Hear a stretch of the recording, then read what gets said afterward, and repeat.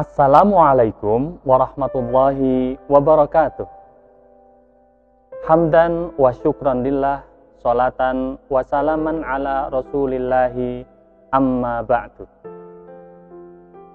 Apa kabar anak-anak semuanya? Tetap sehat dan semangat kan puasanya? Alhamdulillahi rabbil alamin. Baik anak-anakku semuanya, yang pertama tentu saja kita sampaikan rasa syukur kita kepada Allah bahwa Allah telah memberi kita nikmat yang sangat banyak. Hingga sampai hari ini kita masih bisa melaksanakan puasa Ramadan kita dengan sebaik-baiknya. Dan mudah-mudahan puasa hari ini, puasa kita kemarin, dan puasa kita besok akan diterima oleh Allah, dan kelak kita akan bersama-sama masuk surganya Allah melalui sebuah pintu yang bernama Babur Royan, pintu khusus kita, orang-orang yang berpuasa. Sholawat dan salam marilah kita sampaikan kepada junjungan kita, Nabi besar Muhammad Sallallahu Alaihi Wasallam. Mudah-mudahan kita semua nanti akan mendapatkan pertolongan beliau di hari kiamat. Amin Allahumma amin. Baik anak-anakku semuanya, Yanda Solah pernah bercerita kepada kalian, berkisah kepada kalian di Ramadan tahun yang lalu. Mungkin kalian masih ingat, ada seorang yang dia itu masuk neraka gara-gara seekor lalat.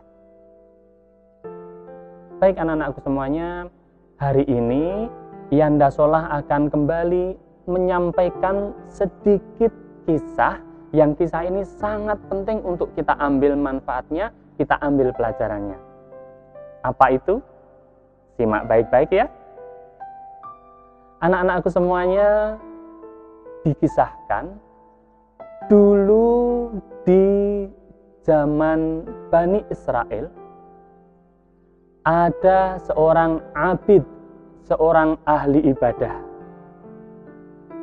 yang orang ini selalu menyembah Allah. Namun tidak dengan orang-orang yang ada di sekitarnya. Mereka tidak menyembah Allah seperti si abid ini tadi. Bahkan mereka mendatangi sebuah pohon yang sangat besar. Kemudian mereka menyembah, meminta kepada pohon itu.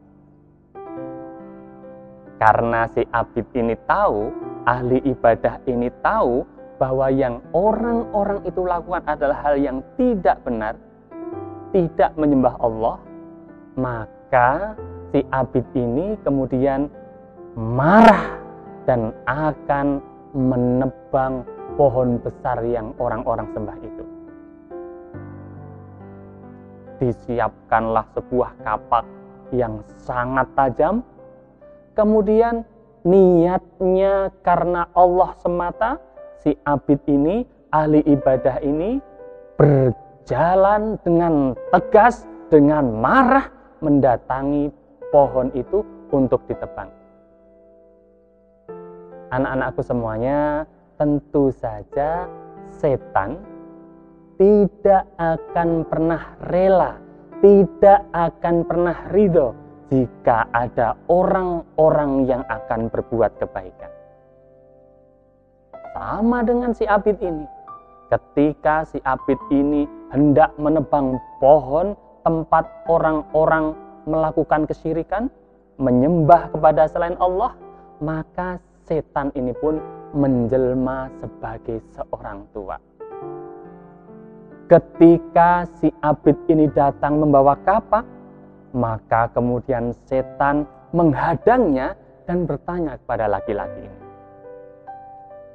"Wahai laki-laki, kenapa kau membawa kapak? Gerangan apa yang akan kau lakukan?" "Aku akan menebang pohon itu," pohon itu adalah pusat kemusyrikan, sumber kemusyrikan. Orang-orang menyembah pohon itu tidak menyembah Allah Subhanahu wa Ta'ala. Biarkan saja.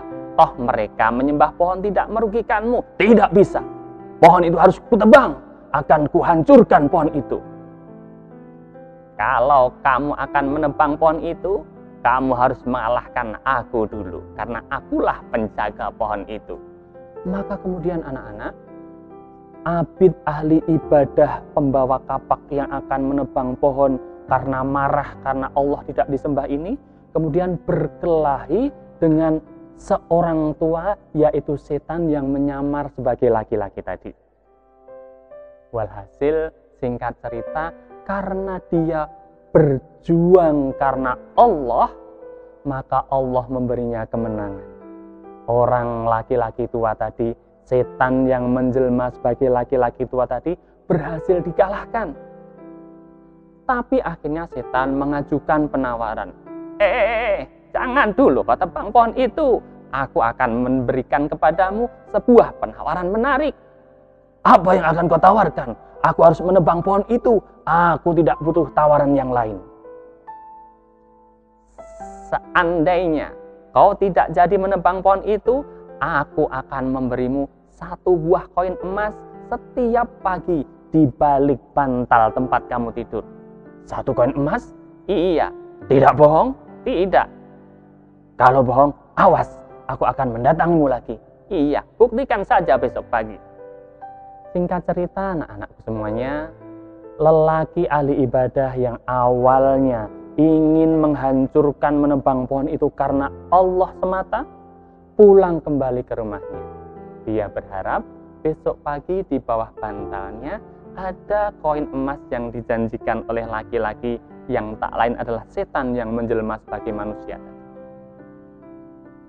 Paginya, anak-anakku semuanya, ketika laki-laki ini bangun tidur, dia langsung membalik bantalnya dan dia sangat terkejut. Ternyata benar, di bawah bantalnya ada 1 koin emas yang dijanjikan oleh laki-laki yang tak lain adalah setan tadi. Dia sangat bahagia. Dia akan merasa kaya, akan menjadi kaya raya kalau tiap pagi dia mendapatkan koin emas di balik bantalnya. Esok paginya dia mendapatkan lagi. Tapi adik-adik semuanya, anak-anakku semuanya, di hari berikutnya ketika dia membolak-balik bantalnya, dia tidak menemukan apapun. Maka dengan marah, dipegangnya lagi kapaknya itu, dia akan kembali ke pohon itu, akan kutebang kali ini pohon itu. Tapi anak-anakku semuanya, ketika dia datang pertama kali, dia semata-mata niatnya karena Allah, karena akan menjaga Allah. Tapi kali ini dia datang marah ingin menebang pohon itu, bukan karena ada kesyirikan di sana, tapi hanya karena ia tidak mendapatkan apa yang setan janjikan, tidak mendapatkan koin emas di balik bantal. Maka berhasilkah laki-laki tadi menebang pohon itu, adik-adik? Ternyata setelah bertemu laki-laki setan yang menjelma sebagai manusia itu, kali ini setan berhasil mengalahkannya. Ketika niat itu semata karena Allah, maka Allah akan memberi kekuatan. Allah akan memberikan sebuah kemenangan. Nah, anak-anakku semuanya, hari ini kita sedang berpuasa. Boleh kok mama kasih hadiah kalau kalian nanti selesai puasa. Boleh kok papa kasih hadiah kalau nanti kalian selesai puasa. Boleh kakek, nenek, eyang kasih kalian hadiah kalau kalian selesai berpuasa. Tapi ingat, ketika semua yang kita lakukan hanya karena Allah, kita akan mendapatkan kemenangan. Kita akan mendapatkan pahala yang lebih besar daripada hadiah-hadiah yang kita terima di dunia ini. Inna sholati wa nusuki wa mahyaya wa mamati lillahi rabbil alamin. Termasuk puasa kita, boleh mendapat hadiah, tapi luruskan niat kita hanya karena Allah semata. Sekian, wassalamualaikum warahmatullahi wabarakatuh.